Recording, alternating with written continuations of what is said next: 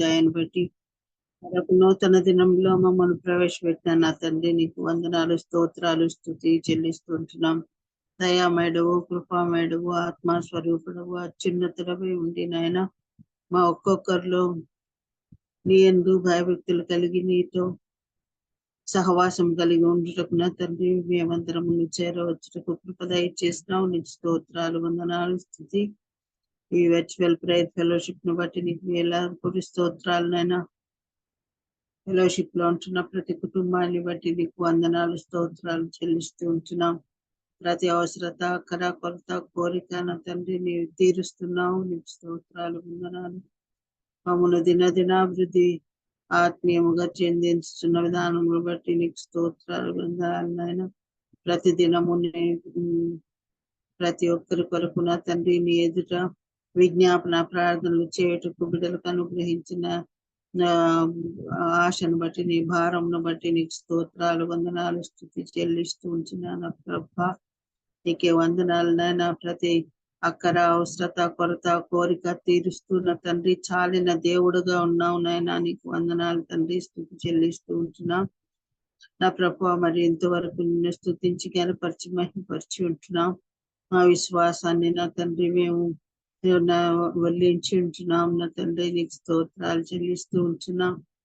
మీరు ప్రతిదీ వింటున్నారు, చూస్తున్నారు నా తండ్రి. మా హృదయాంతరంలో గ్రహిస్తూ ఉంటున్నారు. మీకు వందనాలు. మాలో మీకు సరిపోని ఎటువంటి పాపం ఉన్నప్పటికీ నా తండ్రి వాటిని తొలగించి మమ్మల్ని నీలో బలపరచుకోమని బ్రతిమాలు వేడుకోము ప్రార్థిస్తున్నాం నాయన. మేము మానవులము, ప్రతిదీ పొందుతూ ఉంటున్నాం కానీ నా తండ్రి ఎదురు తిరిగి మళ్ళీ మరుక్షణమే మర్చిపోయే వారముగా ఉంటున్నాం. మమ్మల్ని క్షమించమని బ్రతిమాలుకుంటున్నాం నాయన. నా తండ్రి మరి ఈ సమయాన నా తండ్రి ముఖ్యమైన సమయము మరి నీ వాక్యము మా అందరిలో నా తండ్రి ప్రవహింపచేసే సమయమై ఉంటుండగా నా తండ్రి వాక్యాన్ని బోధింపబోచున్న అమృతరావు గారిని బట్టి నీకు వందనాలు, స్తోత్రాలు, స్తుతి నాయన. బిడకిచ్చిన ఈ అవకాశంను బట్టి వందనాలు చెల్లిస్తూ ఉంచున్నాం. బిడను నా తండ్రి మా అందరి కొరకు ఒక బూరగా వాడుకుంటున్నారు. మీకు స్తోత్రాలు, వందనాలు నా తండ్రి. ఆమెను నీ యొక్క శిలువ చాటున మరుగుపరిచి ఒక్కొక్కరితో మీరు మాట్లాడగలందులకై వేడుకుంటున్నాం.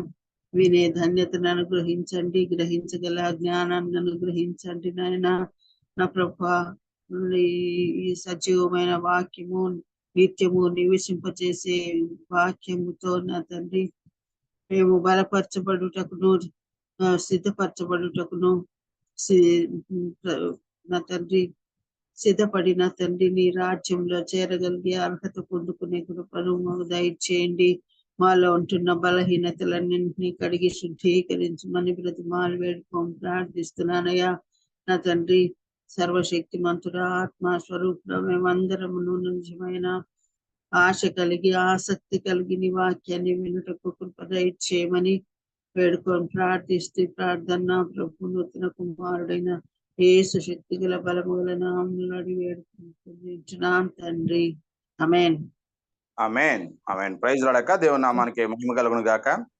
Praise the lord. కూడి వచ్చిన పరిశుద్ధులందరికీ దేవుని నామంలో వందనాలండి. ఈరోజు మనకు వాక్యం అందించడానికి సిస్టర్ అమృతరావు గారు సిద్ధంగా ఉన్నారండి. సిస్టర్ గారు మనకి సుపరిచితులేనండి. కొత్త వారి కోసం, సభ మర్యాద కోసం చిరు పరిచయం. సిస్టర్ సహోదరి అమృతరావు గారు great God grace ministries Machilipatnam నుండి మనకి వాక్యాన్ని అందిస్తా ఉన్నారండి. సిస్టర్ గారిని, సిస్టర్ గారి కుటుంబాన్ని దేవుడు ఆశీర్వదించిన విధానాన్ని బట్టి దేవునికి వందనాలు. వెల్కమ్ సిస్టర్ గారు, ప్లీజ్ అండి. అందరికీ వందనాలు. ప్రభు పేరిట శుభాభివందనాలు మీ అందరికి తెలియజేస్తున్నాను. అంతేకాదు మరి వాక్యాన్ని బోధించడానికి మరి నాకు మీరు ఇచ్చినటువంటి అవకాశాన్ని బట్టి మరి ముందుగా దేవాది దేవునికి వందనాలు తెలియజేసుకుంటూ మరి మీ అందరికి కూడా వందనాలు తెలియజేస్తూ ఉన్నాను. వాక్య ధ్యానంలోనికి వెళదాం. ఒకసారి గలతీలు రాసిన అపోస్తలుడైనటువంటి పౌలు గలతీలు రాసినటువంటి పత్రిక 3వ అధ్యాయం నుంచి 3వ అధ్యాయంలో ఉన్నటువంటి వాక్య భాగము 3వ అధ్యాయం 6వ వచనం నుంచి 9వ వచనం వరకు చదువుకుందాం. బ్రదర్ ఎంత వరకు తీసుకోవచ్చండి టైము? 6:30 వరకు సిస్టర్ గారు ప్లీజ్. 6:30 వరకు. ఓకే అండి. ఇక్కడ మీ అందరూ కూడా నాతో పాటు మీ యొక్క పరిశుద్ధ గ్రంథాలను తెరిచి మరి వాక్యాన్ని ధ్యానిస్తే మంచిది. గలతీలు రాసినటువంటి పత్రిక 3వ అధ్యాయం 6 నుంచి 9 వరకు చదువుకుందామండి. ఎవరిని చదివి వినిపిస్తారా?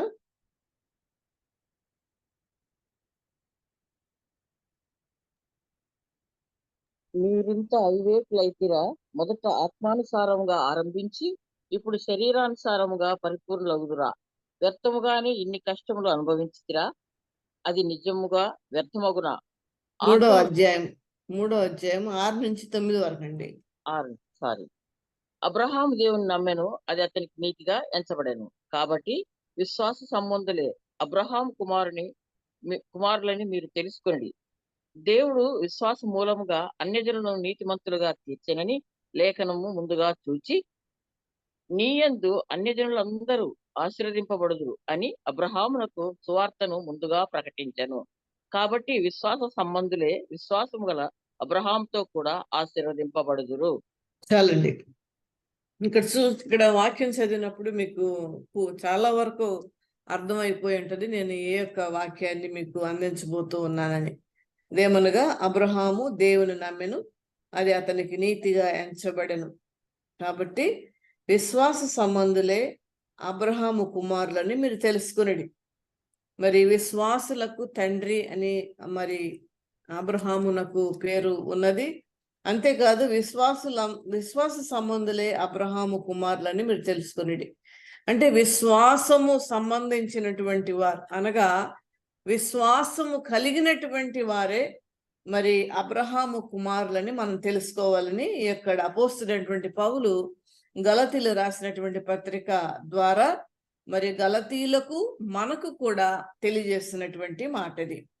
అలాగే దేవుడు విశ్వాస మూలముగా అన్యజనులను నీతిమంతులుగా తీర్చులని లేఖనమును ముందుగా నీయందు అన్యజనులందరూ ఆశీర్వదింపబడతారని అబ్రహామునకు సువార్త ముందుగా ప్రకటించెను. మరి అబ్రహాము దినములలో పరిశుద్ధ గ్రంథము లేదు, దాన్ని వివరించేటువంటి వారు లేరు, మరి మందిరాలు లేవు, బోధకులు లేవు, మరి ఏ విధమైనటువంటి పరిస్థితులు అప్పుడు లేవు. మీ అందరికీ తెలిసిన విషయమే అది. మరొకసారి మీకు జ్ఞాపకం చేస్తూ ఉన్నాను. మరి అప్పుడు ఏమీ లేదు. కానీ దేవాది దేవుడే అబ్రహాముతో మరి డైరెక్ట్ గా మాట్లాడి సువార్తను ప్రకటించారు. అది ఇక్కడ మరి అపోస్తలుడైన పౌలు ఆత్మశక్తి ద్వారా ఆత్మ నడిపింపు ద్వారా తెలియజేస్తున్నటువంటి మాట. మరి అబ్రహామునకు సువార్త ముందుగా ప్రకటించను. కాబట్టి విశ్వాస సంబంధులే విశ్వాసము గల అబ్రహాముతో కూడా ఆశీర్వదింపబడుదురు. మనమందరము కూడా ఆశీర్వదింపబడాలని, మనమందరము కూడా దీవించబడాలని మనం ఎప్పుడు కోరుకునేది. 365 రోజులు మనం కోరుకునేటువంటిది ఇదే, ఆశీర్వదింపబడాలి, దీవించబడాలి. కానీ మనం ఏ విధముగా ఆశీర్వదింపబడతాం, ఏ విధముగా దీవించబడతాం అనేటువంటి విషయాన్ని చాలా వరకు మనం నెగ్లెక్ట్ చేస్తూ ఉంటాం, లేదంటే దాని మీద అంతగా ధ్యానం పెట్టమేమో అని నా యొక్క అభిప్రాయం. అయితే చూడండి, మరి ఇక్కడ తర్వాత కూడా మనం చూస్తే ధర్మశాస్త్ర విధించిన క్రియల సంబంధులందరూ శాపమునకు లోనే ఉన్నారు. ఎందుకనగా ధర్మశాస్త్ర గ్రంథం రాయబడిన విధులన్నీ చేయుటి యందు నిలకడగా ఉండని ప్రతి వాడును శాపగ్రస్తమని వ్రాయబడి ఉన్నది. అలాగే మరి ఇక్కడ 12వ వచనములు కూడా నీతిమంతుడు విశ్వాస మూలముగా జీవించును. అయితే ఇక్కడ చూడండి, విశ్వాసము గురించి చాలా వాక్యాలు మనకి యొక్క బైబిల్ గ్రంథంలో పొందుపరచబడి ఉన్నాయి. అయితే విశ్వాసులకు తండ్రి అయినటువంటి అబ్రహాము మరి ఏ విధముగా విశ్వాసము నిలకడగా ఉన్నాడు, ఏ విధముగా దీవించబడ్డాడు, ఏ విధముగా ఆశీర్వదింపబడ్డాడు అనేటువంటి విషయాలు మనం ఈ రోజున మనం తెలుసుకుందాం. మరి అయితే చూడండి దేవుని బిడ్డారా, మరి ఈ యొక్క విశ్వాసముతో పాటు మరి అబ్రహాముకు ఇంకా ఏమేమి ఉన్నాయో అనేటువంటి విషయాలు కూడా మనం ఈ రోజు తెలుసుకుందాం. ఒకసారి మనందరము కూడా ఆది కాండానికి వెళదాం. ఆది కాండము 12వ అధ్యాయములో మరి సువార్త ప్రకటించారని అక్కడ అపోస్తలుడైన పౌలు తెలియజేస్తున్నటువంటి ఆ సువార్తను ఒక్కసారి మనం చదువుకుందాం. ఆది కాండము 12వ అధ్యాయం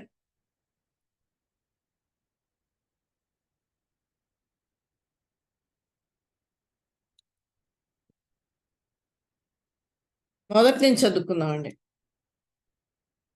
ఎవరు చదువుతారనే ఇబ్బంది అయితే నేనే చదువుతాను. భూమి 12వ అధ్యాయము మొదటి నుంచి.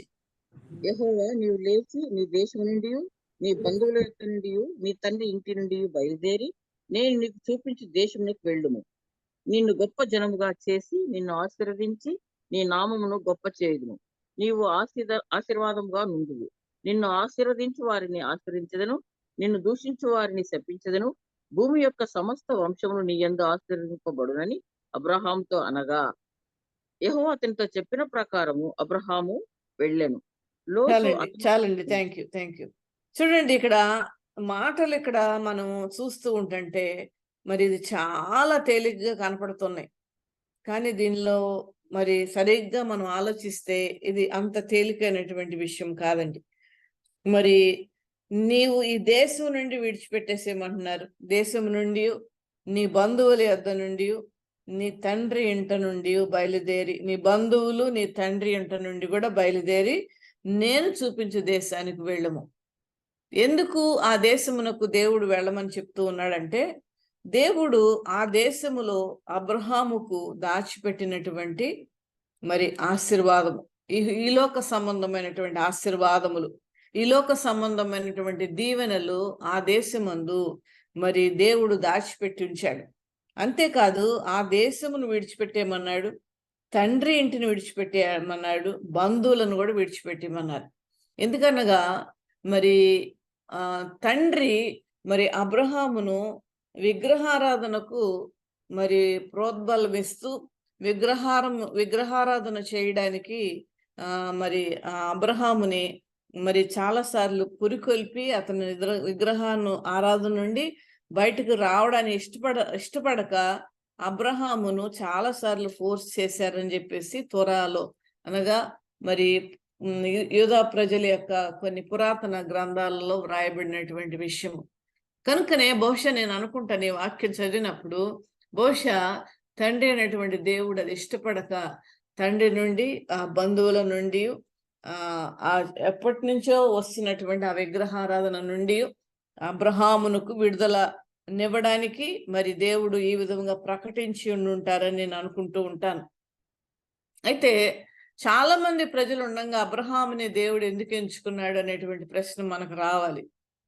చాలా మంది ప్రజలు ఉండగా అబ్రహాముని దేవుడు ఎందుకు ఎంచుకున్నాడు అని అంటే, ఖచ్చితంగా దేవుడు హృదయాంతరంగములో తొంగి చూసేటువంటి దేవుడు.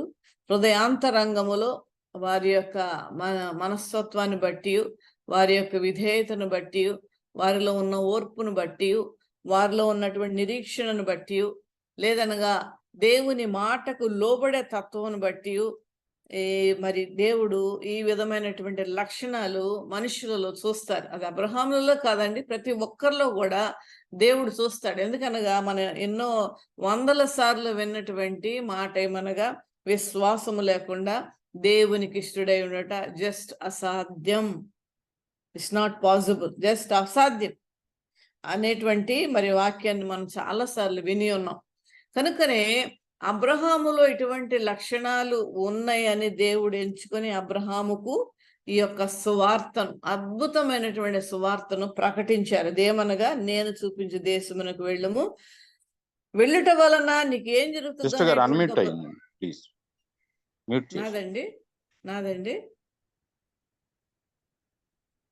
నాదండి బ్రదర్ వినిపిస్తుంది కదా, ఓకే.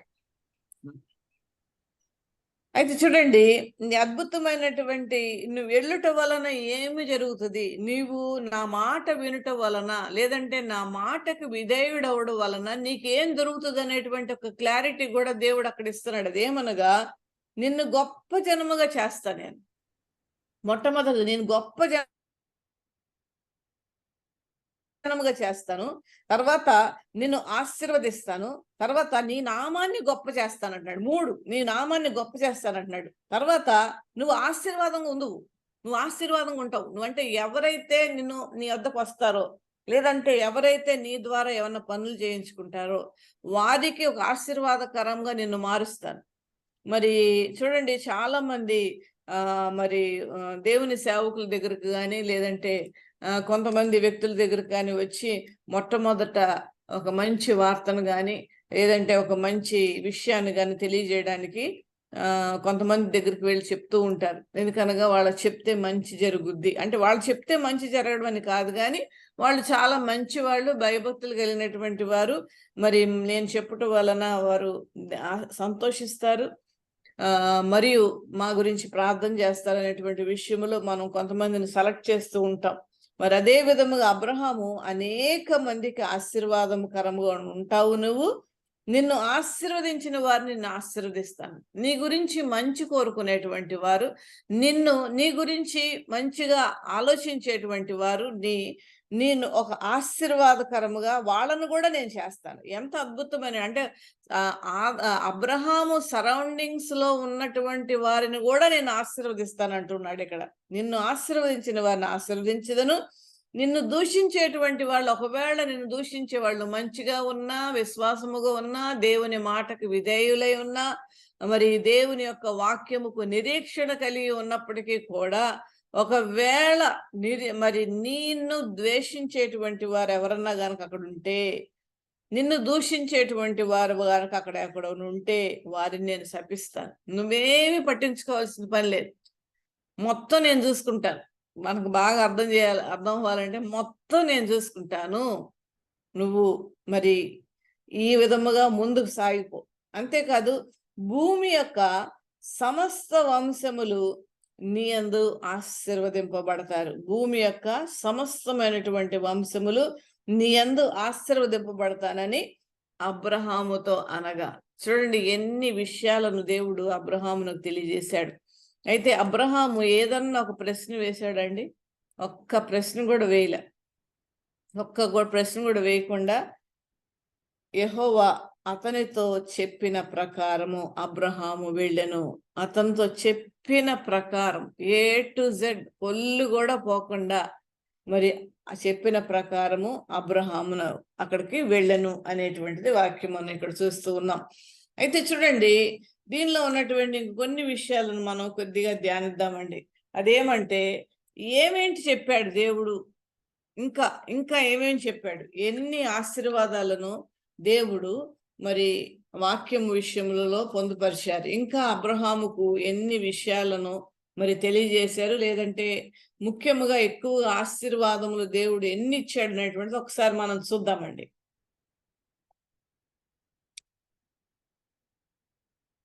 మొదటిది, నేను గొప్ప జనముగా చేస్తానని అన్నది. తర్వాత నీ దేశమంతటిని నీ యొక్క సంతానమునకు సదాకాలం ఇస్తానంటున్నాడు దేవుడు. సదాకాలం ఇస్తానన్నాడు. ఇవన్నీ కూడా రిఫరెన్స్ చెప్తూ ఉంటుంటే మరి చాలా టైం అవుతుంది. అలాగే మనము కొన్ని విషయాలను మరి ధ్యానించడానికి కొద్దిగా తొందరగా వెళ్దామండి. మళ్ళా సదాకాలం ఇస్తానన్నాడు. అబ్రహాము మరి తర్వాత భయపడకుము, నేను నీ కేడుము అని కూడా ఒక ధైర్యం చెప్పినట్లుగా మనం తర్వాత వాక్యములో కూడా చూస్తాం. నేను భయపడకుము, నేను నీకు కేడము అంటే, నేను నీకు సమస్తము, నిన్ను కంప్లీట్ ప్రొటెక్షన్ కి నేను ఇస్తాను, అన్ని విషయాలు నేను చూసుకుంటాను అనేటువంటి విషయంలో ఈ యొక్క వాక్యమును కూడా మరి దేవుడు తెలియజేసినట్లుగా చూస్తాం. అంతేకాదు, అబ్రాహాము శారాయి ఇద్దరి పేర్లు కూడా దేవుడు మార్చాడు. ఆ తర్వాత మరి శారా సంతానాన్ని నేను ఆశీర్వదిస్తానని అన్నాడు. మళ్ళా తర్వాత ఆమె వలన సంతానము ఆశీర్వదింపబడుతుంది అనేసి అని అన్నారు. తర్వాత ఇంకొక మాట కూడా తెలియజేసినటువంటి మాట ఏంటంటే, దేవునికి అసాధ్యమైనది ఏదైనా ఉన్నదా అనే ప్రశ్న అబ్రహామునకు దేవుడు వేస్తున్నట్లుగా వాక్యములో కూడా చూస్తాం. అలాగే నీ వల్ల సమస్త జనులు ఆశీర్వదింపబడతారు. 18వ అధ్యాయం 17వ వచనంలో కూడా నీ వల్ల సమస్త జనులు ఆశీర్వదింపబడతారని, తర్వాత నీకును నీ సంతానమునకు ఈ ప్రదేశము ఆ ప్రదేశంలో ఉన్న సమస్తము సదాకాలం ఇస్తాను. సదాకాలం అంటే నీవు, నీ యొక్క వంశాలు, నీ బిడ్డలు, నీ బిడ్డల బిడ్డలు ఎంతమంది ఉంటే వాళ్ళందరికీ కూడా సదాకాలం, కొన్ని 100 సంవత్సరాలు కాదు, కొన్ని అట్లా కాదు, నువ్వు సదాకాలం నేను ఇస్తాననేటువంటి మరి అద్భుతమైనటువంటి వాగ్దానాలు. ఇవి నేను చెప్పినవన్నీ కూడా మరి ఆది కాండములో వ్రాయబడినటువంటివేనండి. మీరు కావాలంటే మీరు రెఫరెన్సెస్ మరి నేను తర్వాత తెలియజేస్తాను ఒకవేళ, ఎందుకనంటే మనం ముందుకు వెళ్ళాలి కనుక.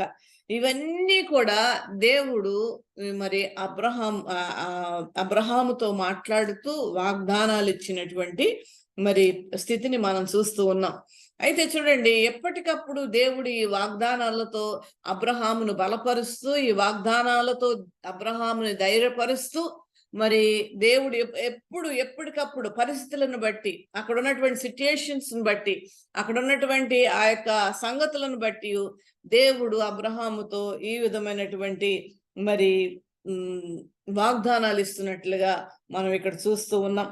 అయితే చూడండి, మరలా మనం చదువుకుందాం. అది 15వ అధ్యాయము 6వ వచనములో, ఆది కాండము 15వ అధ్యాయం 6వ వచనం చూద్దామండి.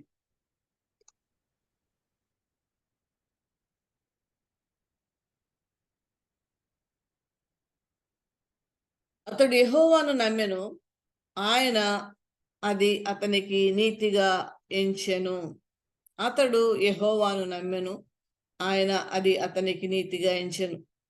అతడు అబ్రహాం అనేటువంటి వ్యక్తి మరి దేవుడిని నమ్మాడట. అది అతను నీతిగా ఎంచబడింది. నమ్మాడు, పూర్తిగా నమ్మాడు. మనం చాలాసార్లు ఏంటంటేనండి, దేవుడు ఇచ్చినటువంటి వాగ్దానాలు మన ముందే ఉంటాయి. మరి డైరెక్ట్ వాగ్దానాలు ఎన్నో ఉన్నాయి బైబిల్ గ్రంథంలో. దాదాపు 7,000కు పైనే మరి డైరెక్ట్ వాగ్దానాలు బైబిల్ గ్రంథంలో ఉన్నాయి. కానీ వాటిని మనం నమ్మలేనటువంటి స్థితిలో ఉంటూ ఉన్నాం.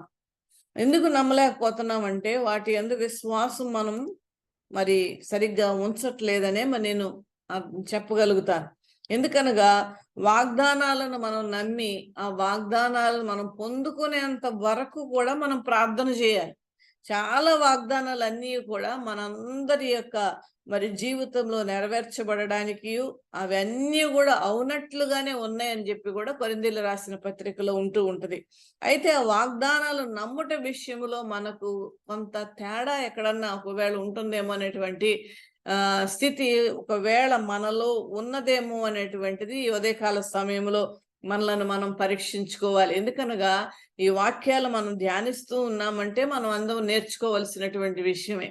ఎందుకనగా ఈ వాక్యాలు మనం ధ్యానిస్తున్నాం, ప్రతి దినము కూడా వాక్యాలను మనం వింటూ ఉన్నాం, వాక్యాలు ధ్యానిస్తూ ఉన్నామని అంటే మరి వాటిలో ఉన్నటువంటి విషయాలను మనం తెలుసుకొని, నాలో ఇంకా ఏమి లోపం ఉన్నది, నాలో ఇంకా ఏమి సరిచేసుకోవలసినటువంటి విషయాలు ఉన్నవి అనేటువంటిది మనం తెలుసుకొని దాన్ని సరిచేసుకుంటూ ముందుకు వెళితే మనం ఖచ్చితంగా దేవుని యొక్క దీవెనలు, ఆశీర్వాదాలు మనం పొందుకుంటాం.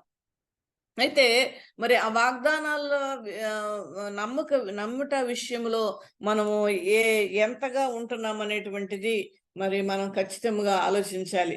అంతేకాదు, ఈ యొక్క అబ్రహాము మరి దేవుని యొక్క మాటలు నమ్ముటలో వెనక ఉన్నటువంటి భాగాన్ని మొట్టమొదటి, అంటే చాలా ఇంపార్టెంట్, అది ఒకటి నేను మీకు తెలియజేస్తాను. అదేంటంటే, ఆ యొక్క దేవుడు చెప్పినటువంటి మాటలలో మరి విశ్వాసానికంటే ముందు అబ్రహాము ఏమి కనపరిచాడంటే విధేయత కనపరిచాడు.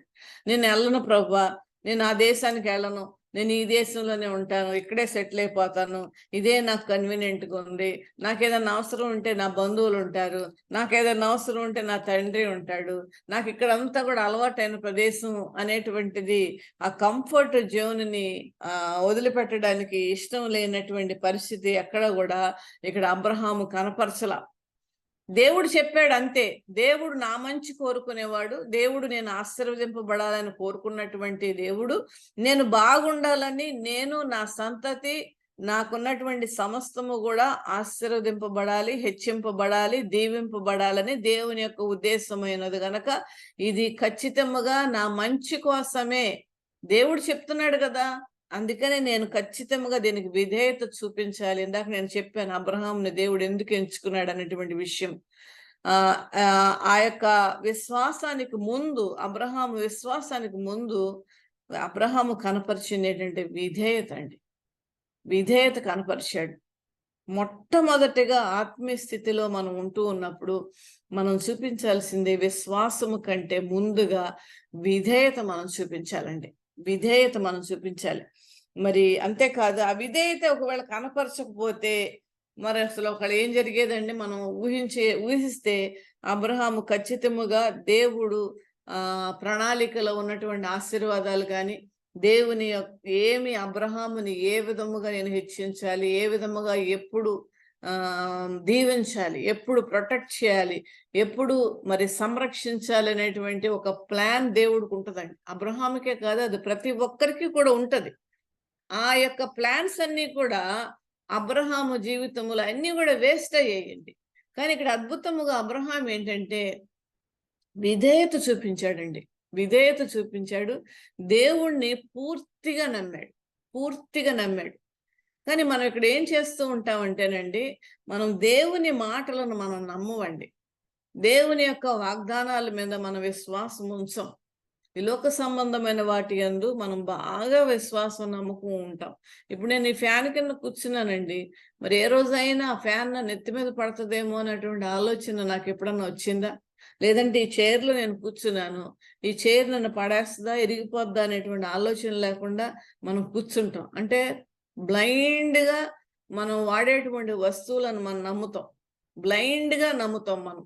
మరి మనము ఒక ట్యాక్సీ తీసుకుని ఎక్కడికైనా వెళ్తున్నప్పుడు ఆ డ్రైవర్ ఎలాంటి వాడో, మరి ఆ డ్రైవర్కి సరిగ్గా అసలు డ్రైవింగ్ వచ్చా రాదా, ఏదో అడుగుతాం, ఎంతకాలం నుంచి నడిపిస్తున్నావు బాబు అంటే ఈ 10 ఏళ్ళు అంటాడు. కానీ ఎవరు చూసి వచ్చారండి? ఎవరు చూసి వచ్చాం? అది మరి 10 సంవత్సరాలు నడుపుతున్నాడా, లేదంటే అతనికి అసలు వచ్చా సరిగ్గా రాదా అని మనకు తెలియదు. అయినప్పటికీ మనం బ్లైండ్గా ఆ ట్యాక్సీలో కూర్చొని కానీ వెళ్ళిపోతుంటాం, బస్సుల్లో ప్రయాణం చేస్తూ ఉంటాం, ట్రైన్స్లో ప్రయాణం చేస్తుంటాం, ఫ్లైట్స్లో ప్రయాణం చేస్తూ ఉంటాం. మరి వాళ్ళందరూ కూడా ఎవ్వరు మనకు తెలియదండి. వాళ్ళు అసలు ఎవరు ముక్కు మొహం కూడా మనకు తెలియదు. కానీ మనం బ్లైండ్గా నమ్మేసి హాయిగా చక్కగా కూర్చుని ప్రయాణం చేస్తూ ఉంటాం. వాటి యందు మనం ఎక్కువగా నమ్మకం 100% చూపిస్తూ ఉన్నాము. కానీ దేవుని యొక్క మాటల యందు, దేవుని వాగ్దానాల యందు, దేవుడు ఏ విధముగా మనకు సెలవిచ్చాడో వాటి యందు మనం నమ్మిక ఉంచటం లేదు. కనుకనే ఒకవేళ దేవుడు మన ఎడల మరి ఏర్పాటు చేసినటువంటి ఆశీర్వాదాలు మనం పొందుకోలేకపోతున్నామేమని ఈ ఉదయకాల సమయంలో మనం ఒక్కసారి మరి మనము జ్ఞాపకం చేసుకోవాలి. అయితే ఒక ప్రశ్న నేను వేస్తున్నానండి. అబ్రహాం గురించి దాదాపు మీ అందరికీ తెలిసే ఉండుంటది. అబ్రహాం యొక్క ప్రయాణములో, అబ్రహాం యొక్క ఆ జీవిత విధానములలో మరి ఆ శారాన్ని తీసుకొని అక్కడికి వెళ్ళటం, మరి చాలా చాలా విషయాలు ఉన్నాయండి. ఈ యొక్క స్టోరీ చాలా ఉంటది. మరి వాటన్నిటిలో అబ్రహాము విధేయత చూపించాడు, దేవుని మాటను నమ్మాడు, దేవుని మాటకు లోబడ్డాడు, దేవుని మాటే శిరస వహిస్తూ మరి అన్ని కూడా తండ్రిని, బంధువులను, సొంత ఊరిని అన్ని విడిచిపెట్టేసి ఉన్నట్టుండి బయలుదేరి వెళ్ళాడు. కానీ మరి అబ్రహాము ఆ యొక్క ప్రయాణములో, ఆ నూతనమైనటువంటి ప్రయాణములో, లేదంటే ఆ నూతనమైనటువంటి వేరే భాగములో అబ్రహాము ఏదన్నా పరీక్షలు ఎదుర్కొన్నాడా? అది ఆ కోణంలో మనం ఇప్పుడు చూద్దామండి. ఆ కోణంలో మనం చూద్దాం. పరీక్షలు ఏమైనా ఎదుర్కొన్నాడా? ఏదన్నా అతనికి శోధనలు వచ్చినాయా అని ఆలోచిస్తే ఖచ్చితంగా వచ్చినాయండి. ఇది మనం ఎప్పుడు కూడా ఈ విధముగా మనం ఆలోచించం. ఎందుకనగా మనం ఇవే ఆశీర్వాదాలే చూసుకుంటూ వెళ్ళిపోతూ ఉన్నాం. కానీ మరి అబ్రహాము ఏమేమి ఎదుర్కొన్నాడు అనేటువంటి విషయాలు మనం ఒక్కసారి చూద్దామండి. మొట్టమొదటిగా మరి దేశాన్ని విడిచిపెట్టేమన్నారు, తండ్రిని విడిచిపెట్టమన్నాడు, బంధువులను విడిచిపెట్టేసేమని అన్నారు. అది చాలా కష్టతరమైనటువంటి విషయం అండి. ఒక ఇల్లు మనం మారుతున్నాము అని అంటే గానీ ఆ యొక్క ఇల్లు మారటానికి మనం ఎంత బాధపడిపోతామో చెప్పొద్దు అసలు. ఆ ఇల్లు చాలా బాగుంటది, అట్లా ఉంటది, ఇలా ఉంటది, అలాంటి ఇల్లు దొరుకుతుందో లేదో అనేటువంటి ఒక ఇల్లు మారడానికే మనం ఆ రకమైనటువంటి ఆలోచనలు మనం చేస్తూ ఉంటాం. కానీ ఇక్కడ మరి సమస్తాన్ని సొంత తండ్రిని కూడా దేవుడు విడిచిపెట్టేయమని అన్నాడు. అది ఖచ్చితంగా మనం ఆలోచిస్తే అబ్రహాముకి ఇది చాలా బాధకరమైనటువంటి విషయం అండి. చాలా బాధకరమైన విషయం. మరి తన బంధువులనేంటి, అందుట్లో ఆ రోజుల్లో చాలా ప్రేమగా ఉండేటువంటి వాళ్ళ ఇంటి పక్క వాళ్ళకు కూడా ప్రాణం ఇచ్చేటువంటి రీతిలో ప్రేమగా ఉండేటువంటి రోజులని. మరి వాళ్ళందరినీ కూడా విడిచిపెట్టడం అంటే అబ్రహాం ఎంత బాధపడి ఉండుంటాడండి. ఖచ్చితంగా బాధపడి ఉండుంటాడు. మనం వెనక భాగం మనం ఆలోచిస్తూ ఉంటుంటే.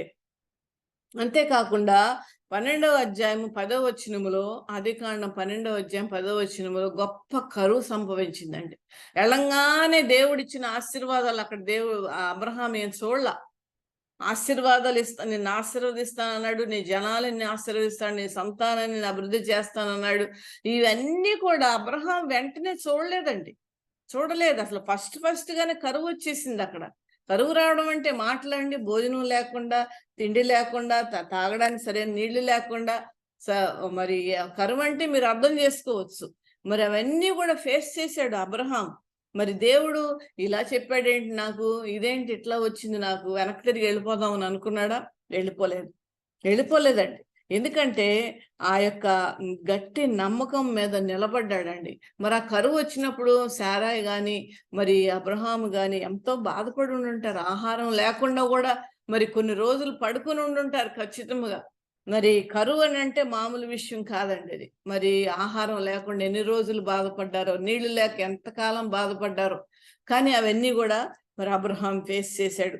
అంతేకాదు మరి తర్వాతది ఏంటంటే అబ్రహాముతో పాటు లోతు కూడా మరి వెళ్ళాడు.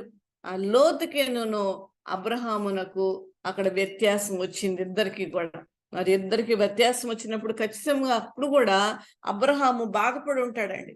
బాధపడడమే కాకుండా లోతుకి నీవు మరి నీ నీ ఇష్టం వచ్చినటువంటి ప్లేస్ నువ్వు తీసుకో అన్నప్పుడు మంచి ప్లేస్ ని లోతు తీసుకొని చెప్పాలంటే మా పనికిరాని ప్లేస్ గా ఒక దానిని అబ్రహాముకు ఇచ్చాడు. కానీ చూడండి ఇక్కడ ప్రతి దాన్ని కూడా దేవుడు ఆశీర్వదిస్తాడు.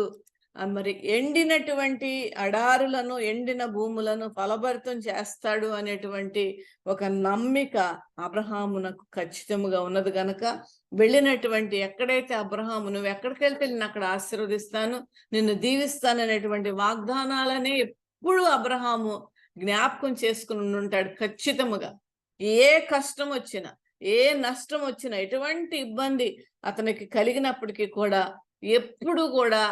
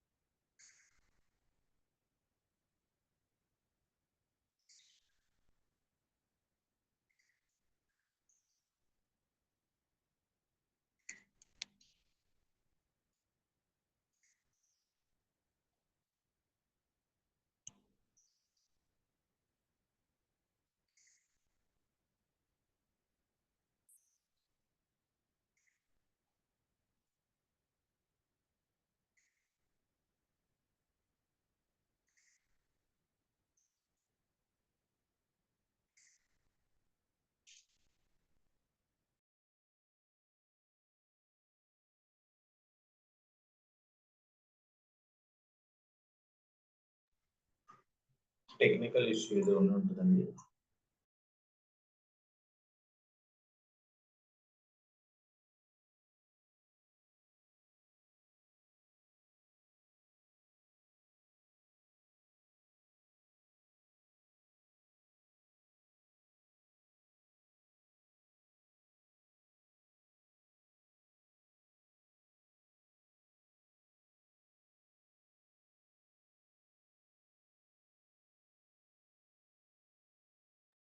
అన్మిట్ చేసుకున్నామ్మా.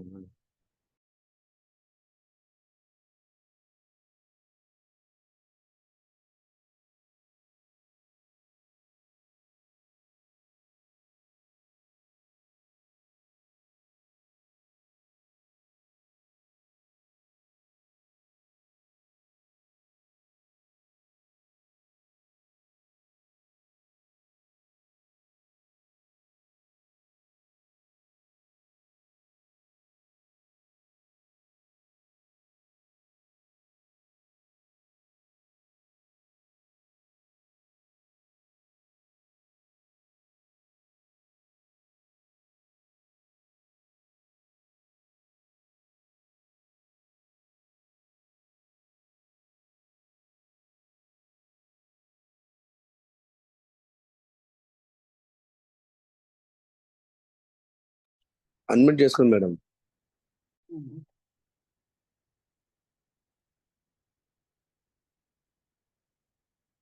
సారీ అండి, మరి మాకు కరెంట్ పోయింది అనమాట. కరెంట్ పోయింది, పవర్ కట్ అవుతుందండి మార్నింగ్స్. కనుక ఐఎమ్ సో ఎక్స్ట్రీమ్లీ సారీ. మళ్ళా కనెక్ట్ చేసాం. ఓకే, అయితే చూద్దాం. ఈ యొక్క మరి అబ్రహాము ఎదుర్కొన్నటువంటి సమస్యలు మనం చర్చిస్తూ ఉన్నాం కదా. మరి యుద్ధం చేయవలసి వచ్చింది. తర్వాత డెడ్లీ విజన్ ఒకటి వచ్చింది అతనికి. మరి అది 15వ అధ్యాయము మొదటి వచనం నుంచి 21వ వచనంలో కూడా ఒక డెడ్లీ విజన్ అంటే ఒక కళ, గాఢ నిద్ర పట్టినప్పుడు ఆ కళలో కొద్దిగా బాధకరమైనటువంటి అంటే అతను చావు గురించి అవన్నీ కూడా వచ్చి ఉంటాయి. తర్వాత ఈ యొక్క తర్వాత ఇంకొక ట్రయల్స్ లేదంటే శోధన లేదంటే ఒక పరీక్ష ఏంటంటే మరి ఫ్యామిలీలో అన్రెస్ట్ వచ్చింది. ఫ్యామిలీలో అంటే అక్కడ శారాయికిను తర్వాత మరి శారాగా మార్చబడింది కదా. అయితే శారాకిను అక్కడ మరి హాగర్కి గొడవలు రావడం, మరి వాళ్ళిద్దరు కూడా మరి అంటే రాయబడి ఉంది కానీ దాని వెనకాల కూడా మనం ఆలోచిస్తే మరి అబ్రహాము ఎంతగా నలిగిపోయి ఉంటాడు, మరి ఆ బాధలో పడ్డాడు. మరి తర్వాత అంతకంటే భయంకరమైనటువంటి పరీక్ష ఏంటంటే మీ అందరికి తెలిసింది. మరి 22వ అధ్యాయం ఒకసారి చూద్దామండి. ఇది మనం ఒకసారి చూడడం మంచిది. 22వ అధ్యాయం, అది కానీ 22వ అధ్యాయం మొదటి నుంచి 3 వచనం చదువుకుందాం. ఆ సంగతులు జరిగిన తర్వాత దేవుడు అబ్రహామును పరిశోధించెను. ఎట్లనగా ఆయన అబ్రహామా అని పిలువగా అతడు చిత్తం ప్రభువా అనెను. అప్పుడు ఆయన, నీకు ఒక్కడైన నీ కుమారుని అనగా నీవు ప్రేమించి ఇస్సాకును తీసుకొని మోరియా దేశంలోకి వెళ్ళి అక్కడ నేను నీతో చెప్పబో పర్వతములలో ఒకదాని మీద దహన బలిగా అతన్ని అర్పించమని చెప్పాను.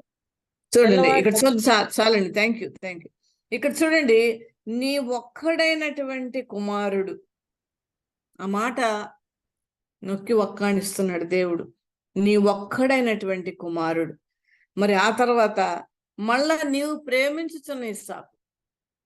ఆ మాట ఇప్పుడు మనల్ని ఏదన్నా మన బిడ్డలను గాని గురించి కానీ ఏదన్నా అన్నప్పుడు మీ పాపకి మీరంటే చాలా ఇష్టం అండి, మీరు లేనప్పుడు ఆ పాప మీ గురించి చాలా చెప్పుద్ది అని అంటే మనం ఎంత పొంగిపోతామండి. అలాగే మరి లేదంటే ఇంకో మాట, చాలా మీరంటే చాలా ఇష్టం, మా అమ్మగారికి ఇది అంటే చాలా ఇష్టం అని చెప్తుందండి అని చెప్పేసి అంటూ ఉన్నప్పుడు మన హృదయం ఎంతో ఆనందపడుతుంది. ఎందుకంటే నన్ను ప్రేమిస్తుంది నా కూతురు అనేటువంటి ఫీలింగ్.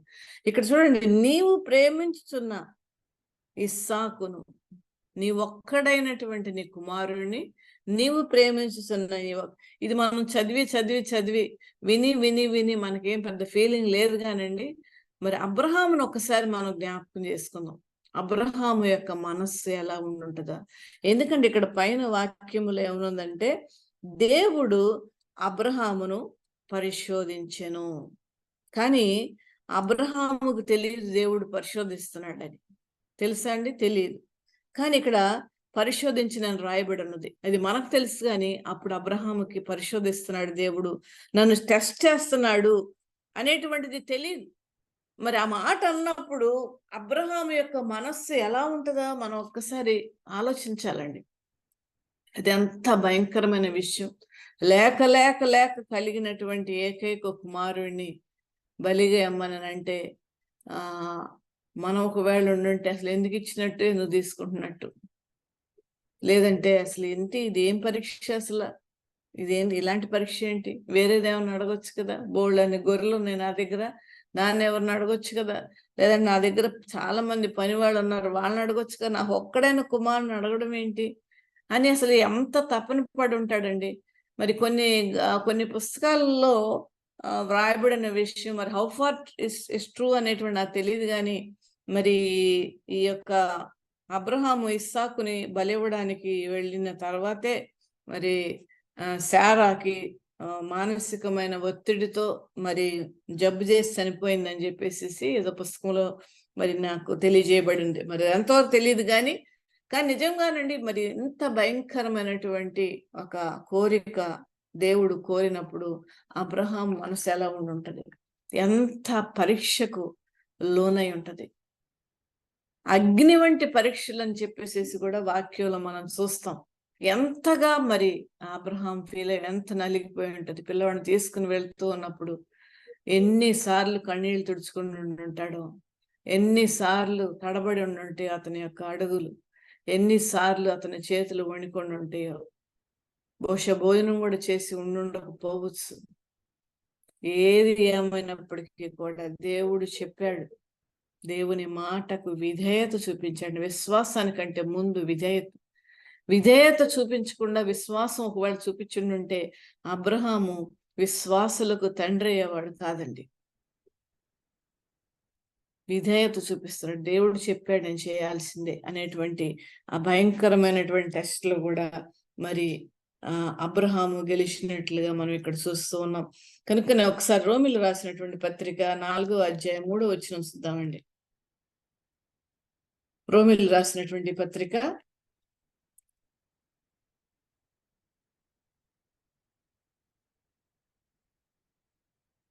4వ అధ్యాయం.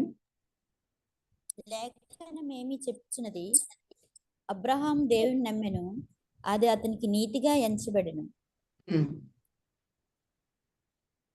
చదవండి. పని చేయవానికి జీతము రుణమే 17 వచనం చదవమ్మా. 17 వచనం కూడా చదవండి. అదే అధ్యాయం. తాను విశ్వసించిన దేవుని ఎదుట, అనగా మృతులను సజీవులుగా చేయవాడును, లేని వాటిని ఉన్నవాటుగానే పిలిచివాడునైన దేవుని ఎదుట అతడు మనందరికీ తండ్రి అయి ఉన్నాడు. ఇందుని గూర్చి నిన్ను అనేక జనములకు తండ్రిగా నియమించితిని అని వ్రాయబడి ఉన్నది. చదవండి. నీ సంతానము ఇలాగ ఉండునని చెప్పిన దానిని బట్టి తాను అనేక జనములకు తండ్రి అగినట్లు నిరీక్షణకు ఆధారము లేనప్పుడు అతడు నిరీక్షణ కలిగి నమ్మెను. నిరీక్షణకు అసలు ఆధారం అనేటువంటిది అక్కడ లేనే లేదు. నిరీక్షణకు ఆధారం లేనప్పటికీ కూడా ఆ నిరీక్షణ కలిగి నమ్మాడు.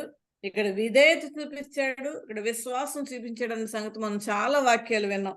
అంతేకాదు నిరీక్షణ కూడా అక్కడ కనపరిచాడు.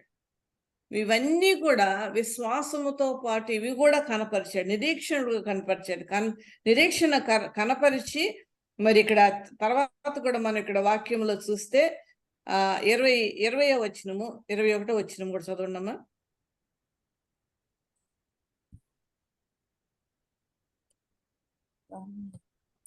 విశ్వాసం వలన దేవుని వాగ్దానం గురించి సందేహింపక దేవుని మహిమపరచి ఆయన వాగ్దానం చేసిన దాన్ని నెరవేర్చుటకు సమర్థుడని రూఢిగా విశ్వసించి విశ్వాసం వలన బలమునందెను. విశ్వాసం వలన బలమునందెను.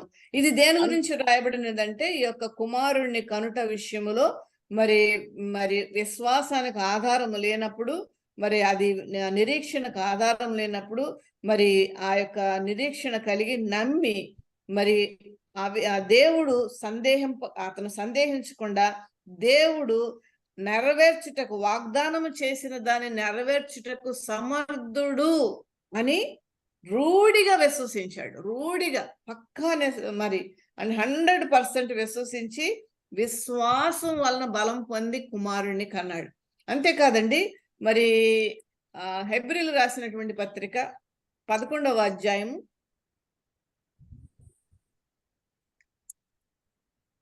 మధ్యలో కట్ అవడం వలన మనకి కొన్ని వాక్యాలు సరిగ్గా వివరించడానికి అవట్లేదు. 11వ అధ్యాయం 17వ వచనం 19వ వచనం చదువుకున్నాం. విశ్వాసమును బట్టి ఇస్సాకును బలిగా అర్పించెను. ఎవడు ఆ వాగ్దానం సంతోషంతో అంగీకరించెనో ఇస్సాకు వలననైనది నీ సంతానం అనబడును అని ఎవరితో చెప్పబడెనో ఆ అబ్రహాము మృతులను సహితము లేపుటకు దేవుడు శక్తివంతుడని ఎంచిన వాడై తన ఏక కుమారుని అర్పించి ఉపమాన రూపముగా అతనిని మృతులో నుండి మరలా పొందెను. చాలండి, చూడండి, చాలండి. అబ్రహాము శోధింపబడ్డాడు. అది మనం ఈ ఉదయకాల సమయంలో తెలుసుకోవాల్సినటువంటి విషయం. చాలా విషయాలండి. నేను 8 చెప్పాను మీకు ఏ విధముగా అబ్రహాము శోధింపబడ్డాడు. వాటన్నిటిలో కూడా భయంకరమైన శోధనలు గుండా వెళ్ళాడు. భయంకరమైన అవమానాలు, భయాందోళనలు కలిగినటువంటి పరిస్థితులు వచ్చినాయి, కరువులు వచ్చినాయి. వీటన్నిటిలో కూడా అబ్రహాము శోధింపబడ్డాడండి. అబ్రహాము ఆ ట్రయల్స్ లోంచి వెళ్ళాడు, శ్రమలు పొందాడు. కానీ వీటన్నిటి నుండి అధిగమించి విధేయత చూపించు, నిరీక్షణ చూపిస్తూ దేవుని వాగ్దానాలు నమ్మి దేవుని మాటను తూచ తప్పకుండా మరి విశ్వసించి ముందుకు వెళ్ళాడండి. పరిశోధించాడు దేవుడు చాలాసార్లు. మనం అది గమనించం ఆ యొక్క అబ్రహాం విషయంలో. అంతేకాకుండా ఇక్కడ చూద్దామండి, మరి శోధింపబడి విశ్వాసాన్ని బట్టి ఇస్సాకును బలిగా అర్పించాను. అక్కడ కూడా తన కుమారుణ్ణి బలిగా, ఏకైక కుమారుణ్ణి, ప్రేమించినటువంటి కుమారుని అర్పించడానికి విషయంలో కూడా విశ్వాసతను కనపరిచాడు. అంటే మొట్టమొదటి నుండి మనం అబ్రహాం యొక్క జీవితం చూస్తూ ఉంటుంటే ఎంత పరిపక్వతతో మార్చుకుంటూ చివరికి మరి కుమారుని కూడా విశ్వాసం వలన, అంటే నేను మరలా పొందుతాను, లేదంటే నేను మరలా పొందుకోగలను, దేవుడు సమర్థుడు, దేవుడు చేయమన్నాడు కనుక నేను చేస్తున్నానని ముందుకు వెళ్ళి మరి అంత అద్భుతమైనటువంటి ఆ విశ్వాసమును, విధేయతను, నిరీక్షణను కనపరిచారండి. ఇది మనం ఖచ్చితంగా తెలుసుకోవలసినటువంటి మరి విషయము. అయితే మరి దేవునికి ఇష్టమై ఉండాలని మనం అందరం కూడా కోరుకుంటాం. వాగ్దానాలు నా జీవితంలో నెరవేర్చబడాలని మనం అందరం అనుకుంటూ ఉంటాం. మరి వాగ్దానాలు పొందాలి, వాగ్దాన ఫలాలు నేను పొందుకోవాలి, దేవుడు నాకు ఇచ్చిన వాగ్దానాలు అన్నీ కూడా నా యొక్క జీవితంలో నెరవేర్చబడాలి అని అన్నప్పుడు మనం ఖచ్చితంగా విశ్వాసముతో పాటు విధేయతను కూడా కనపరచాలి. దాని తర్వాత ఇంకొక విషయం కూడా మరి నేను తెలియజేసి, ఇంకొకటి విషయం కూడా ఏం కలిగి ఉండాలంటే తెలియజేసి నేను ముగిస్తానండి. అదేంటనగా మరి ఓర్పు కూడా మనకు కలిగి ఉండాలండి. అబ్రహాము ఎంత ఓర్పు కనపరిచి ఉంటాడండి.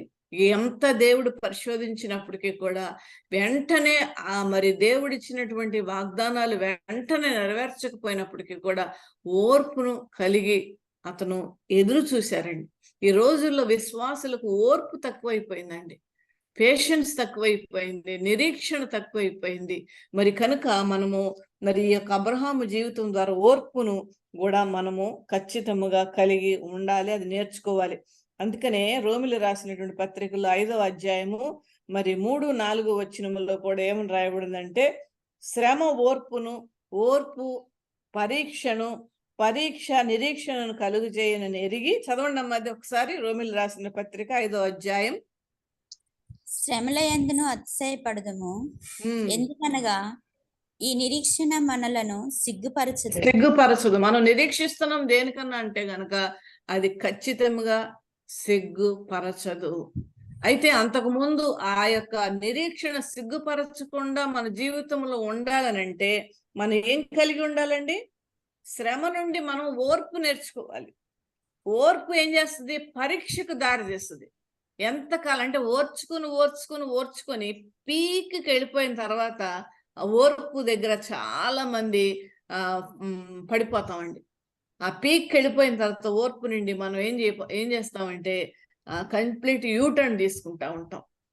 మరి ఆ యొక్క పరీక్షకు నిలబడినటువంటిదిగా ఉండేటువంటి విధానములో కాక పరీక్షకు నిలబడలేనటువంటి పరిస్థితులు ఎదురవుతూ ఉంటాయి. చూడండి, మనకి ఏదైనా బాగాలేదనుకోండి, డాక్టర్ దగ్గరికి వెళ్తాం. డాక్టర్లు ఏం చెప్తారు? టెస్టులు ఇస్తారు మనకి, పరీక్షలు, రక్త పరీక్షలు, తర్వాత యూరిన్, లేదంటే ఇంకోటి పరీక్షలు మనకి ఇస్తారు. ఆ యొక్క టెస్టులు మనం చేసుకోవడానికి సంతోషంగా వెళ్తాం మనం. అంతేగాని దేవుడిచ్చినటువంటి పరీక్షల్లో మనము నెగ్గలేకపోతూ ఉన్నాం. దేవుడిచ్చినటువంటి పరీక్షలో మనం ఓపికను కనపరచలేకపోతున్నాం, ఓర్పును కనపరచలేకపోతూ ఉన్నాం. ఇప్పుడు చూడండి, కొన్ని టెస్టులకి 48 hours అంటే 2 days తర్వాత వస్తాయి అంటారు. కొన్ని టెస్టులు 7 రోజులు అంటారు. కొన్ని టెస్టులు 15 రోజులు పడుతుంది, బాంబే వెళ్ళలేదో అని చెప్తారు. మరి వాటి వరకు ఎదురు చూస్తాం, ఖచ్చితంగా మనం అది వచ్చే వరకు ఎదురు చూస్తాం. కానీ దేవుడు మనల్ని ఎప్పుడన్నా పరీక్ష పెట్టినప్పుడు, దేవుడు ఎప్పుడన్నా మనం పరిశోధించినప్పుడు మనం ఓర్పుని కోల్పోతాం. ఎక్కడ ఓర్పు చూపించాలంటే దేవుని యొద్దే మనం చూపించాలి. ఆయన వాగ్దానాలు మన జీవితంలో నెరవేర్చబడాలని అన్న పరిస్థితుల్లోనే మనం అక్కడ చూపించాలి. కానీ మిగతా విషయాలు, లోక సంబంధమైన వాటి యందు మనం ఓర్పు చూపిస్తూ అసలైన వాటిలో మన ఓర్పును మనము కోల్పోతూ ఉన్నాం. కనుక చూడండి, మరి 2 కొరింథీయులు 4:16 కూడా, మరి కావున మేము భయపడము, మా బాహ్య పురుషుడు కృషించుచున్నను. చదవండి అమ్మ ఒకసారి. 2 కొరింథీ 4:16. కావున మేము అధైర్యపడము, మా బాహ్య పురుషుడు కృషించుచున్నను, అంతర్య పురుషుడు దినదినము నూతన పరచబడుచున్నాడు. మేము దృశ్యమైన వాటిని చూడక అదృశ్యమైన వాటిని చూడక నిదానించి చూస్తున్నాము కనుక క్షణమాత్రముండు మా చులకని శ్రమ మా కొరకు అంతకంతకు ఎక్కువగా నిత్యమైన మహిమ భారమును కలుగు చేయుచున్నది.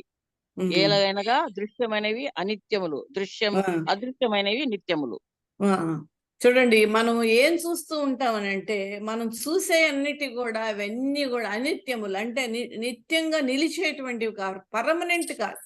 ఈ లోక సంబంధమైనటువంటి ఆశీర్వాదాలు మనం పొందుకుంటున్నప్పుడు కూడా మనం ఏం పొందుకోబోతున్నామో దానిని మనం చూడాలి. ఇప్పుడు అదేం పొందుకోబోతున్నాము, ఫర్ ఎగ్జాంపుల్ మన బిడ్డల యొక్క వివాహం అనుకోండి, అది జరుగుతున్నట్లుగా మనం చూడాలి. ఈ రోజున అది ఏ విధంగా కూడా ఎక్కడ కూడా ఒక పాజిటివ్ సైన్ కానీ, ఒక పాజిటివ్ మూవ్ కానీ, ఒక పాజిటివ్ సిచ్యుయేషన్ కానీ ఉండదు. కానీ మనం ఏం చూడాలి? మా కుమార్తె వివాహం మంచిగా జరుగుతుంది అనేటువంటిది మనకు కనపడనిది, దానిని మనం చూడాలి. అబ్రహాము కూడా అదే చేశాడండి. అదే చేశాడు గనుకనే అంత అద్భుతమైన దీవెనలు మరి పొందుకొని విశ్వాసులకు తండ్రి అయ్యాడండి. విశ్వాసులకు తండ్రి అయ్యాడు. అంతేకాదు, మనం రానున్న దినాల్లో దేవుని యొక్క రాకడలో మనం అందరం కూడా ఎత్తబడతాం. మనం పరలోకాన్ని మనం చూడట్లేదు. పరలోకములో ఏముంటుందో కూడా కొంతమందికి ఒక అవగాహన లేనటువంటి పరిస్థితులు ఉన్నాయి. పరలోకములో ఎలా ఉంటుంది అనేటువంటిది మనకు తెలియదు. మనం అసలు వెళ్ళినప్పుడు అక్కడ ఎలా దేవుని దగ్గరికి వెళ్తామా, లేదంటే దూరంగా ఉంటామా, ఏమి ఒక క్లూ అనేటువంటిది కరెక్ట్ గా మనకు లేదు. కానీ పరలోకం ఉందని మనం నమ్ముతూ ఉన్నాం. పరలోకములో మనందరం కూడా చేర్చబడతామని మనం నమ్ముతూ ఉన్నాం. మనం అదృశ్యమైనటువంటిది మనం చూస్తూ విశ్వాసముతో మనం బ్రతుకుతున్నాం. అదే విధముగా ఈ లోకములో మనకు కావలసినటువంటి దీవెనలు కూడా మనకి ఈ రోజున కనపడకపోయినా అవి జరుగుతాయి. నా జీవితంలో అవి జరిగింపబడతాయి. జరిగించేటువంటి వాగ్దానపూరుడైన దేవుడు నాకున్నాడు అనేటువంటి విశ్వాసము, ఓర్పు, నమ్మిక, విధేయత మనం కలిగి ఉండాలి. ఆఖరిగా ఒక వాక్యాన్ని చదువుకొని మనం ముగించుకుందామండి. 1 పేతురు 1వ అధ్యాయం.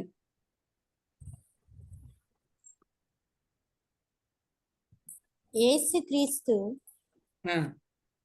అను శబ్దం నాకు అభిషక్తుడని అర్థము. 1వ అధ్యాయము 7వ వచనం.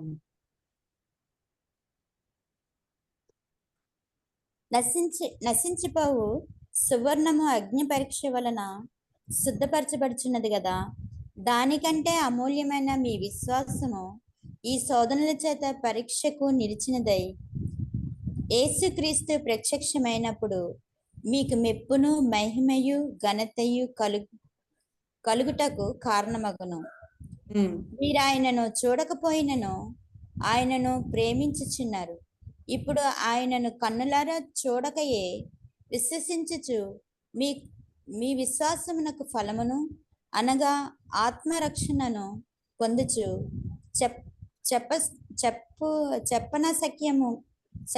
చెప్పన సఖ్యమును మహిమాయుక్తమైన సంతోషం గలవారై ఆనందించుచున్నారు. చాలండి. చూడండి, ఇక్కడ యేసుక్రీస్తు ప్రత్యక్షమైనప్పుడు మీకు మెప్పు ఇస్తాడు. మెప్పు అంటే మిమ్మల్ని అప్రిషియేట్ చేస్తాడు. ఆ తర్వాత మహిమను కనపరుస్తాడు, మహిమ ఇస్తాడు. తర్వాత ఘనతకు కారణమవుతుంది. మరి ఎన్నిటిని కూడా మనం పొందుకోవాలి. ఎప్పుడు క్రీస్తు ప్రత్యక్షమైనప్పుడు ఇవన్నీ కూడా అంటే మహిమ, మెప్పు, ఘనత మనకిస్తాడు. ఇవన్నీ కూడా మనకిస్తాడనేటువంటి విశ్వాసముతో మనం ఉన్నప్పుడు ఖచ్చితంగా మనకిస్తాడు దేవుడు. అయితే మీ విశ్వాసము ఏం చేయాలంటేనండి, ఇవన్నీ మనకు ఈ లోక సంబంధమైన దీవెనలు గాని మరి మనం ఆ దేవుడు మనకి అయినప్పుడు మనకి ఇవ్వబోతున్నటువంటి వాడబారనటువంటి అద్భుతమైనటువంటి వర్ణించలేనటువంటి ఆశీర్వాదాలు కూడా అనగా మెప్పు, మహిమ, ఘనత మరి మనకిస్తూ ఉన్నప్పుడు మనకు కావాల్సింది ఏంటంటే విశ్వాసము శోధనలో పడినప్పుడు పరీక్షకు నిలిచినదై. అబ్రహాము అనేక పరీక్షలు వచ్చినప్పటికీ కూడా ఆ పరీక్షలకు అబ్రహాము యొక్క విశ్వాసము నిలబడినది. అయితే నేను ఒక ప్రశ్న వేస్తున్నాను దేవుని సేవకురాలుగా మీకు, అదేమనగా మన విశ్వాసము పరీక్షలకు నిలబడుతుందా? మన విశ్వాసము పరీక్షలకు నిలబడుతున్నదా? పరీక్షలకు నిలబడితే ఈ లోక సంబంధమైన ఆశీర్వాదములు, పరలోక సంబంధమైన ఆశీర్వాదాలు మనం పొందడానికి పూర్తిగా అర్హులం. ఒకవేళ మనకు మన జీవితంలో వస్తున్నటువంటి వివిధ రకాలైనటువంటి పరీక్షల్లో మనము ఉంటూ ఉన్నప్పుడు ఆ పరీక్షలకు నిలబడలేనటువంటి పరిస్థితిలో ఉంటే మరి మనము అనేకమైనటువంటి దీవెనలు పోగొట్టుకుంటాం. కనుక మరి మన యొక్క విశ్వాసము గాని, మన విధేయత గాని, మన ఓర్పు గాని మరి పరీక్షలకు నిలబడినటువంటిదై ఉండాలని మనం అందరం కోరుకుందాం. చిన్న ప్రార్థన చేసుకుందాం. తండ్రి అయిన దేవా, పరిశుద్ధుడా, నీకు స్తోత్రాలు. ఈ ఉదయకాల సమయంలో నువ్వు మాకు ఇచ్చిన వాక్యాన్ని బట్టి నీకు వందనాలయ్యా. అయ్యా, మా అందరి యొక్క విశ్వాసం పరీక్షలకు నిలబడినదై ఉండుటకు నీ కృప మాకు దయచేయమయ్యా. మాలో అల్ప విశ్వాసము గాని, స్వల్ప విశ్వాసము గాని నాయన ఉన్నట్లయితే అది తీసివేసి సంపూర్ణ విశ్వాసం మేము కనపరచుటకు, నీ వాక్యం ఎడల విధేయతను కనపరచుటకు, మా విశ్వాసము పరీక్షలకు నిలిచినదై ఉండుటకు నాయన బలమును, శక్తిని మాకు ఉదయకాల సమయంలో ఈ వాక్యం విన్న ప్రతి బిడ్డకి అనుగ్రహించమని, నాకును అనుగ్రహించమని యేసయ్య ప్రభులు వారి పేరట అడిగి వేడుకొనుచున్నాను తండ్రి. Amen. Amen. Amen. Praise the Lord. మరి చక్కని వాక్యాన్ని అందించిన అమృతరావు గారికి మరి వర్చువల్ ప్రేయర్ ఫ్యామిలీ తరఫున ప్రత్యేక వందనాలు తెలియజేస్తున్నామండి. మరి మన విశ్వాసం థ్యాంక్ యూ మేడం. మరి ఈ వాక్యాన్ని మళ్ళీ ఒకసారి మీరు యూట్యూబ్ లో వినాలనుకుంటే దయచేసి బాబు రత్నాకర్ అని టైప్ చేస్తే వస్తుందండి. దయచేసి మీరు వినవచ్చు. ఇట్లాంటి వాక్యాలు చాలా అమూల్యమైన వాక్యాలు మనకి దొరుకుతాయి. మరి ముగింపు ప్రార్థన ఆశీర్వాదం ఇవ్వాల్సిందిగా పాస్టర్ రాబర్ట్ జేమ్సయ్య గారిని కోరుతున్నాను. ప్రార్థన. ప్రేమ గల మా తండ్రి, పరిశుద్ధుడైన దేవ, నీకు లెక్కలేని స్తోత్రములు, వందనాలు చెల్లించుకుంటున్నాను. ఈ ప్రాతకాల సమయంలో అబ్రహాము యొక్క జీవితంలో నుండి కొన్ని పాఠములు మాకు నేర్పించినందుకే నీకు వందనాలు. అబ్రహాము యొక్క విశ్వాసం మాత్రమే కాదు, కానీ ఎంతో విధేయత చూపించినాడు. అలాగే ఓర్పును కలిగి ఉన్నాడు. పరీక్షలలో నిలబడి ఉన్నాడు. ఓ దేవా, మేము కొంచెం పరీక్ష రాగానే ఓర్పును కోల్పోతా ఉంటున్నాం తండ్రి. శ్రమ రాగానే నీకు దూరం అయిపోతా ఉన్నాం. దేవా, మమ్మల్ని కనుకరించండి. అబ్రహాము కూడా ఎంతో నలిగిపోయి ఉంటాడు కొన్ని పరీక్షలలో, అయినప్పటికీ నిలబడి ఉన్నాడు తండ్రి. అందుకొరకే ఈ రోజు నా విశ్వాసులకు తండ్రిగా అబ్రహాము మాకందరికీ ఒక మోడల్గా మీరు మరి చరిత్రలో నిలబెట్టి ఉన్నారు తండ్రి. నీ వందనాలు దేవా. ఈరోజు వాక్యము మా అందరి విశ్వాసము బలపరచబడ్డారు. ఈ విశ్వాస ప్రయాణంలో తండ్రి నిలబడ్డానికి మీరు మా కొరకు దాచించిన ఆ పరలోక స్వాస్థ్యమును పొందుకోవడానికి శ్రమ ఓర్పు పరీక్ష నిరీక్షణను కలిగి ఉంటుందని రోమా పత్రికలో నుండి మాకు నేర్పించినారు. అబ్రహాము నిరీక్షణను కూడా కలిగి ఉన్నాడు తండ్రి. పౌలు చెప్పినట్టుగా మేము దృశ్యమైన వాటిని చూడక అదృశ్యమైన వాటి కొరకు నిదానించి చూసేవారుగా సహాయం చేయండి. మేము ఈ లోకంలో మా ప్రయాణాల్లో కానీ మా జీవితంలో కానీ అన్నిటినీ నమ్ముతున్నాం, కానీ నీ మాటే నమ్మలేకపోతా ఉన్నాం. మరి కొన్నిసార్లు అనుమానిస్తా ఉన్నాం, కానీ నీ గ్రంథంలో రాయబడిన ప్రతి మాట ప్రతి వాగ్దానమునైన ఆలస్యమైన అది జరుగుతుందని నమ్ముటకు సహాయం చేయండి. ప్రభువానికి స్తోత్రములు. వాక్యమైన సేవకురాలు అలాగే ఈ రోజు పాల్గొన్న వారందరినీ కూడా మీ ప్రత్యేకమైన కృపలతో నింపి నడిపించండి. మీరే మహిమ పొందండి. మా ప్రభు అయిన యేసయ్య పరిశుద్ధ నామములో ప్రార్థించి స్తుతించి వేడుకొనుచున్నాడు మా తండ్రి. ఆమేన్. పరలోకమందున్న మా తండ్రి, నీ నామము పరిశుద్ధపరచబడును. నీ రాజ్యము వచ్చునుగాక. నీ చిత్తము పరలోకమందు భూమి యందు నెరవేరును మాకు మేడల క్షమించిన రీతిగా మా ప్రాణం క్షమించు. శోధన నుండి తప్పించు. రాజ్యము శక్తి మహిమ నిరంతరము నీవైన తండ్రి. ఆమేన్. దేవుని ప్రేమ వారి యొక్క కృప పరిశుద్ధాత్మ యొక్క సహాయం మనకందరకు అబ్రహాము కలిగి ఉన్న అటువంటి విశ్వాసము నిరీక్షణ ఓర్పు కలిగి ఉండడానికి దేవుడు మనకు సహాయం చేయను గాక.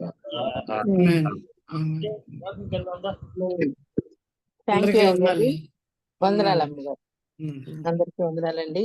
మళ్ళీ రేపు కలుసుకుందాం. సేమ్ ఇదే లింక్ మీద జాయిన్ అవ్వచ్చండి.